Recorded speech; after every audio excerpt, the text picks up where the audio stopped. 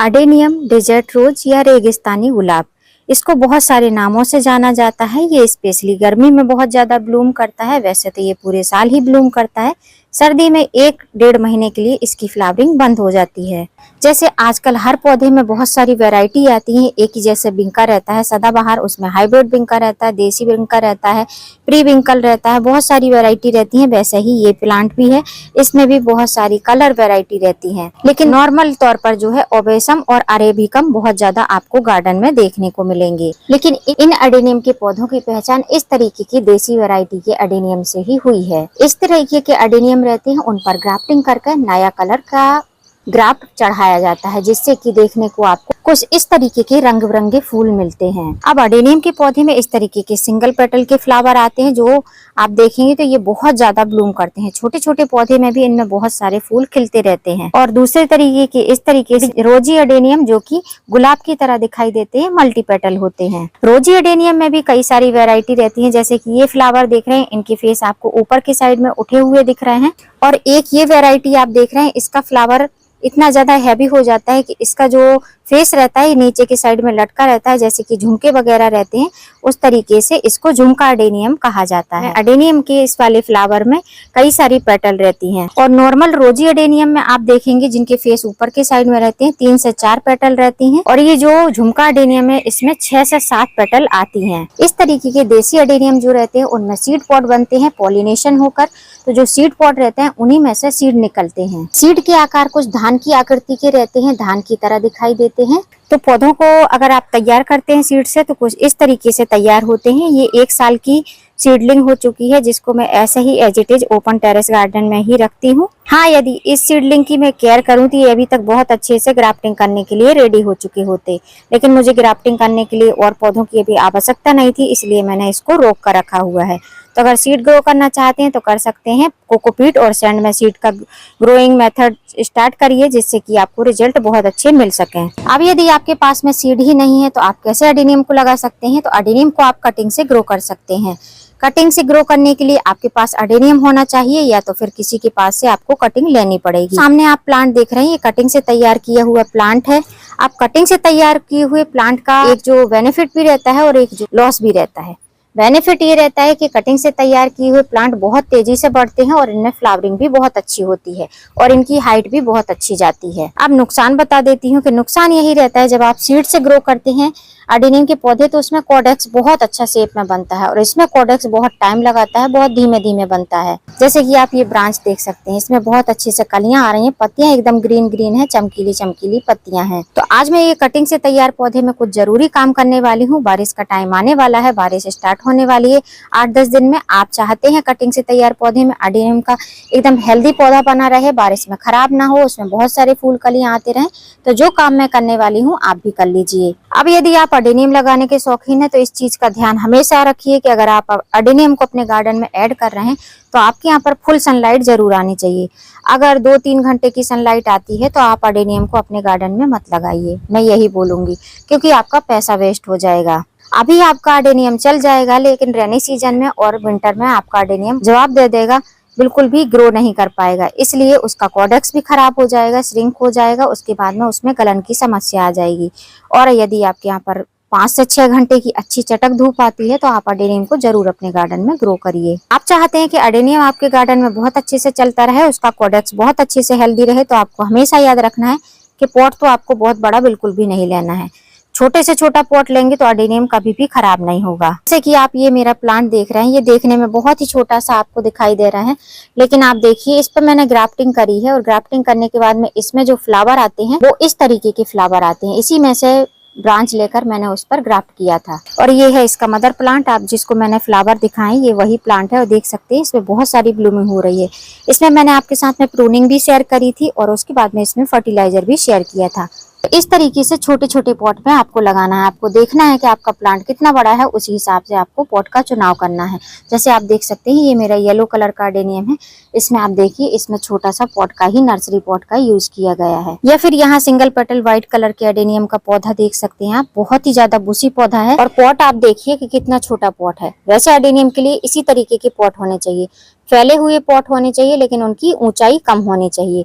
अगर ऊंचाई कम रहेगी तो बेनिफिट क्या होगा कि आपके पौधे का जो कोडेक्स है वो कोडेक्स फैल पाएगा, और अगर नीचे डेप्थ ज्यादा रहेगी तो रूट ज्यादा नीचे जाएंगी, अडेनियम का कोडेक्स अच्छी तरीके से मैच्योर नहीं हो पाएगा। तो यदि अडेनियम लगाने के शौकीन है तो आपको अडेनियम का पॉट छोटे से छोटे पॉट का यूज करना है, जिससे कि कोडेक्स काफी ज्यादा हेल्दी हो पाए और हर साल आप उसको बड़ा गमला दे पाए। एक साइज बड़ा गमला देंगे तो कोडेक्स का साइज साल दर साल बढ़ता रहेगा और शेप भी बहुत सुंदर दिखाई देगा, ब्रांचेस भी बहुत सारी रहेंगी, पौधा एकदम हेल्दी बना रहेगा। तो मेरे गार्डन का ये सबसे पहला अडेनियम का प्लांट है। इस अडेनियम के पौधे को मेरी मदर इन लॉ, मेरी सास ने लगाया था। इस पौधे को लगाए हुए 13 साल हो चुके हैं और ये कटिंग से तैयार पौधा है। आप देख सकते हैं इसका कोडेक्स कुछ इस तरीके से है। तो अडेनियम के पौधे में कोडेक्स बनते हैं लेकिन शेप थोड़ा सा डिफरेंट रहता है, और इस पौधे की मैं स्पेशल देखभाल करती हूँ। हर साल इसकी रिपोर्टिंग करती हूँ, इसकी प्रूनिंग करती हूँ। अभी आप देख सकते हैं बहुत अच्छे से हेल्दी कंडीशन में है। और इस अडेनियम के पौधे को मैंने 10 इंच के पॉट में लगा रखा है। नर्सरी पॉट है, बहुत अच्छे से, बहुत आसानी से ये पौधा चल रहा है।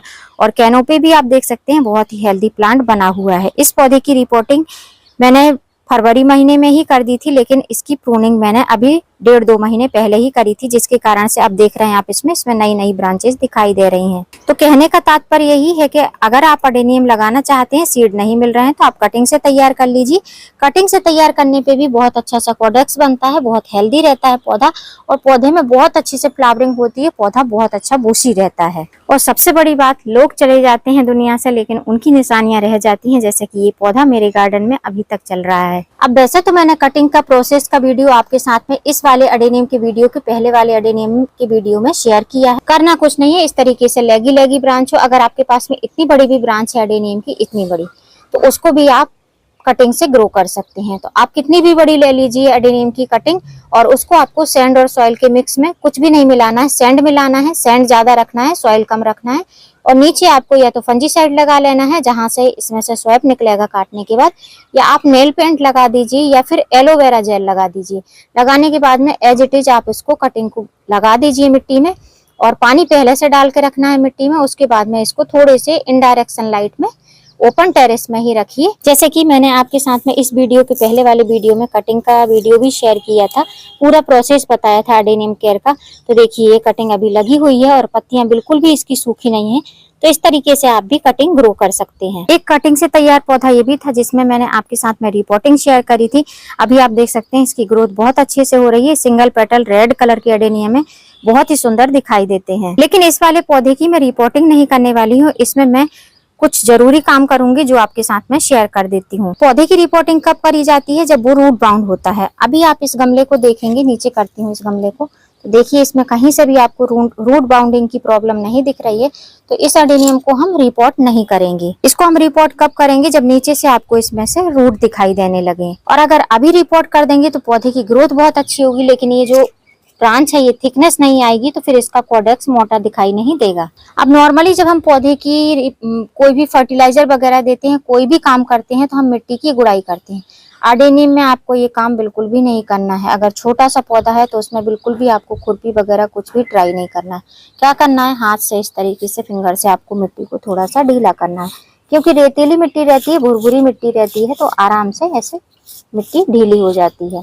हाथ लगा के कर दीजिए फिंगर की मदद से, वो सबसे इजी ऑप्शन है और सेफ ऑप्शन है। बस इस तरीके से करना है।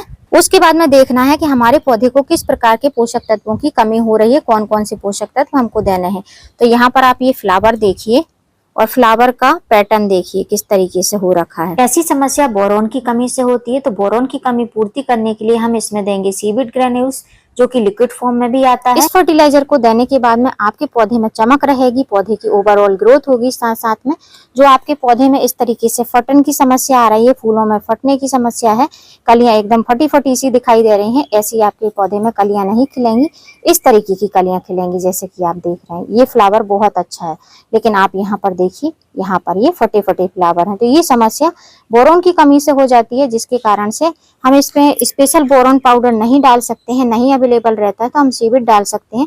सीविड में भी बोरोन की अच्छी मात्रा रहती है। सेकंड फर्टिलाइजर, अडेनियम के पौधे को फास्फोरस रिच फर्टिलाइजर बहुत पसंद रहता है। तो जब भी आप अडेनियम के पौधे को फर्टिलाइजर देते हैं तो फास्फोरस रिच फर्टिलाइजर आपको जरूर देना है। अब जो मैं दे रही हूँ वो है ये बोन मील।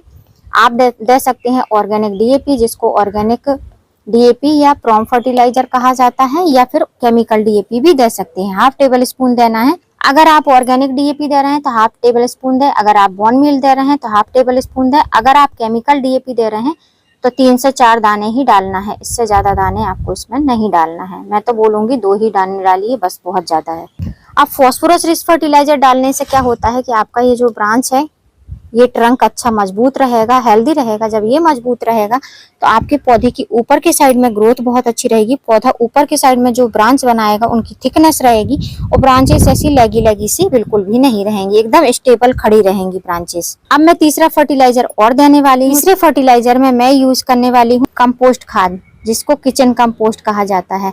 आपके पास में किचन कंपोस्ट नहीं है तो आप इसमें वर्मी कंपोस्ट डाल सकते हैं, गोबर की खाद डाल सकते हैं। लेकिन अगर आप गोबर की खाद या वर्मी कंपोस्ट डाल रहे हैं तो उसमें मिट्टी की मात्रा भी मिला लेनी है और सैंड भी मिला लेनी है। मेरे कंपोस्ट में थोड़ी सी मिट्टी भी मौजूद है, थोड़ी सी सैंड भी मौजूद है, तो बहुत ज्यादा मात्रा में नहीं डाल रही हूँ, बस थोड़ा सा 1/2 मुट्ठी के करीब आपको डाल देना है अपने पॉट के अकॉर्डिंग। इतना स्पेस छोड़ना है कि इसमें स्पेस रहना चाहिए पानी के आने जाने का, पानी के थोड़े से रुकने का। अब ये 3 फर्टिलाइजर डालने के बाद में जो हमारा अडेनियम का पौधा है, इसमें सभी प्रकार के पोषक तत्व मिल गए हैं जो कि इस पौधे को जरूरत थी। कटिंग से तैयार पौधा है, लेकिन आप देख सकते हैं बहुत ही अच्छा हेल्दी पौधा है, और इसकी फ्लावर के जो कलर और पैटर्न है वो बहुत ही खूबसूरत। मदर प्लांट भी है, लेकिन ब्रांच मैंने कट करी थी तो पिछले साल मैंने इसकी कटिंग ग्रो कर ली थी। अभी आप देख सकते हैं पौधा कितने अच्छे से तैयार हो चुका है। अब फर्टिलाइजर दिया है तो पौधे में हम भरपूर मात्रा में पानी देंगे। अब जो मैंने ये फर्टिलाइजर दी है, इसको आप लिक्विड फॉर्म बनाकर भी दे सकते हो। मैंने सॉलिड फॉर्म में दिया है, जिससे कि अभी मुझे 20 से 25 दिन तक इसमें कोई भी फर्टिलाइजर ना देना पड़े। बस पानी उतना ही देंगे कि नीचे ड्रेनेज होल से पानी निकल जाए, नीचे तक पानी पहुंच जाए, उससे ज्यादा हमको इसमें पानी नहीं देना है।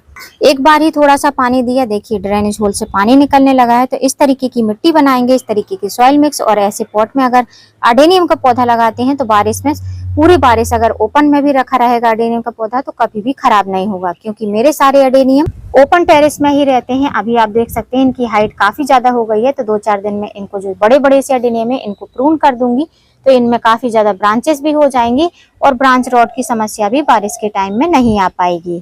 अब मैं अपने अडेनियम के पौधे में सुबह के टाइम ही फर्टिलाइजर देती हूँ। अगर आपको पॉसिबल नहीं है तो आप शाम के टाइम में दीजिए, शाम का टाइम भी बहुत अच्छा रहता है।